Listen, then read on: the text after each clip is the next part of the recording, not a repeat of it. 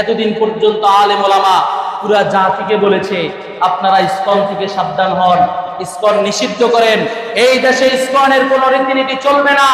এতদিন পর্যন্ত ওলামায়ে কেরাম বলে আসছে, আমরা কান দিই নাই। এখন ইসকনের সদস্যগুলো আমাদের এরকম ভাবে 16 কোটি মুসলমানদের বিরুদ্ধে চ্যালেঞ্জ করে। কি বলেন, এটা আমাদের জন্য দুর্ভাগা নয়? দুর্ভাগা। এতদিন পর্যন্ত যদি আমরা তাদেরকে নিষিদ্ধ করতাম, তাহলে আমাদের দেশে এরা কোনোদিন মাথা উঁচু করে দাঁড়াতে পারতো না। এরা হিন্দুত্ববাদী সংগঠন। এই সংগঠন পরিচালনা করার জন্য কিছু নামদারি মুসলমানও এদেরকে লেলিয়ে দেয়। ঠিক না বেঠিক? নামদারি মুসলমান, যারা নামে মুসলমান কাজে মুনাফিক, এই সকল মুনাফিকগুলো এদেরকে লেলিয়ে দেয়, বিভিন্ন দেশ থেকে উস্কানি দেয়। তোমরা উগ্রবাদী সৃষ্টি করো, দাঙ্গামা হাঙ্গামা সৃষ্টি করো, সবকিছু সৃষ্টি করো। তোমাদের সাথে যখন হবে, আমরাও বলি আমাদের কোনো ভয় নাই, আমাদের কোনো ভয় নাই। সবচেয়ে সহজ যে জিনিসটা জান্নাতে যাওয়ার জন্য, ওই জিনিসটা হলো জিহাদ। সুবহানাল্লাহ। সবচেয়ে সহজ জান্নাতে যাওয়ার জন্য যে মাধ্যম, ওই মাধ্যমটা কি বলেন? জিহাদ। আমাদের আলিফ নামক যে আইনজীবী আছে, শহীদ জান্নাতি, সে কি জান্নাতি।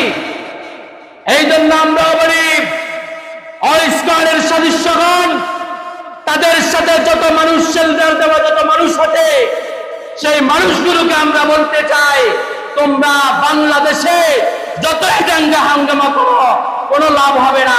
আমরা জিহাদের মতো সুন্দর জান্নাতে যাওয়ার সেই পথটা বেছে নিব, আর একটা একটা করে গর্দান ফেলে দিয়ে আমাদের দেশকে ইসকন মুক্ত করবো। ঠিক না বেঠিক? ও মুসলমান, ইসকনের বিরুদ্ধে যদি নামতে হয়, ইসকনের বিরুদ্ধে যদি লড়তে হয়, কে কোন দল করে সেটা আমার জানার বিষয় নাই।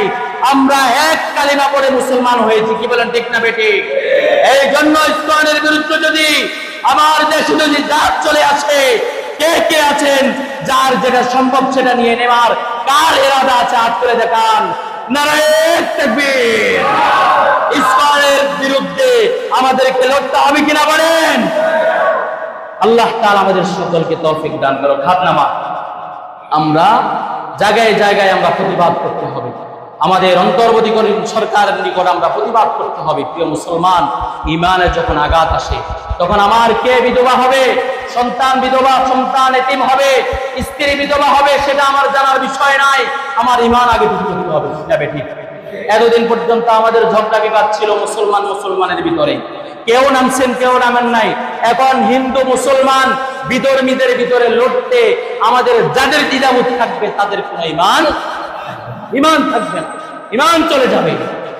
এই জন্য আমাদেরকে হিন্দুত্ববাদী থেকে আস্তে আস্তে সরে আসতে হবে। আমাদের কিছু কিছু মুসলমান আছে, কিছু কিছু মানুষ আছে, আমরা আগেও দেখতাম, কিছু কিছু মানুষ আছে যারা হিন্দুদের সাথে বেশি সম্পর্ক রাখে, হিন্দুদের সাথে বেশি কি রাখে? সম্পর্ক রাখে। এই যে আমরা দিলাম মন্দির পাহারা, আমরা দিলাম কি পাহারা? মন্দির পাহারা। তারা আমাদেরকে উপহার স্বরূপ আলিফকে হত্যা করে আমাদেরকে উপহার দিয়েছে।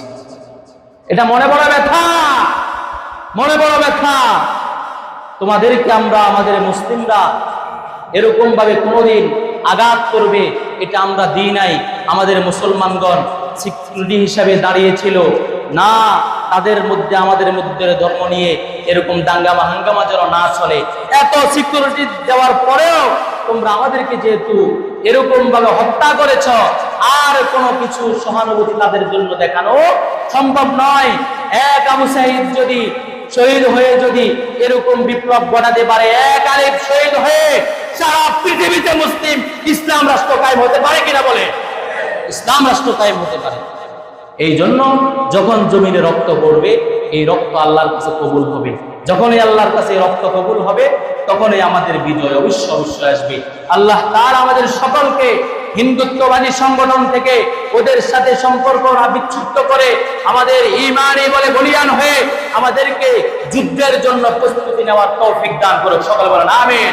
আল্লাহ তাআলা আমার যে ভাই শহীদ হয়েছে তার পরিবার শোকাহত পরিবারদেরকে ধৈর্য ধারণ করার তৌফিক দান করুক, সকলে বলেন আমিন। এবং তাকে শহীদের উচ্চ মাকাম দান করেন, সকলে বলেন আমিন। ওয়া আখিরু দাওয়ানা আলহামদুলিল্লাহি রাব্বিল আলামিন। আসসালামু আলাইকুম ওয়া রাহমাতুল্লাহি ওয়া বারাকাতুহু।